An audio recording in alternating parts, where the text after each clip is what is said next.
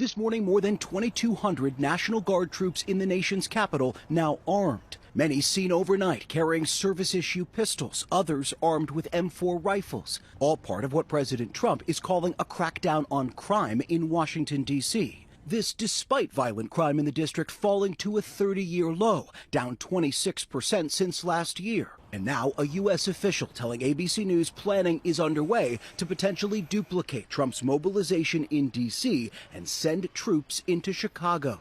No official deployment has been ordered, and the Department of Defense declined to speculate on future operations. But Trump suggesting just days ago he could expand his focus from D.C. to other Democratic-run cities. So I think Chicago will be our next, and then we'll help with New York. A spokesperson for New York Governor Kathy Hochul telling ABC News Trump's attempts to invoke military power undermines work being done in her state that has already brought down crime.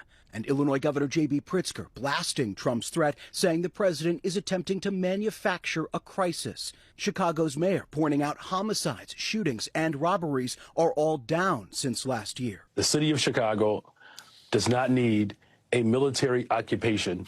The president also setting his sights on another Democratic governor, Maryland's Wes Moore, after Moore touted violence falling in Baltimore and told the president, quote, "If you are not willing to walk our communities, keep our name out of your mouth." Trump lashing out, writing, "If Wes Moore needs help, I will send in the troops," which is being done in nearby D.C. and quickly clean up the crime.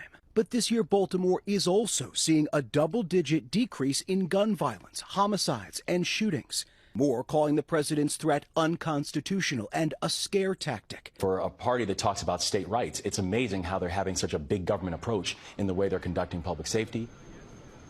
Now, President Trump has more power over D.C. because it's a federal district than he does anywhere else. In other states, it's the governor that is typically in control of the National Guard. Remember, California is still suing the Trump administration after the president deployed National Guard troops and active duty Marines to Los Angeles this summer. George. And Jay, the president continuing his purge of high-level military officers.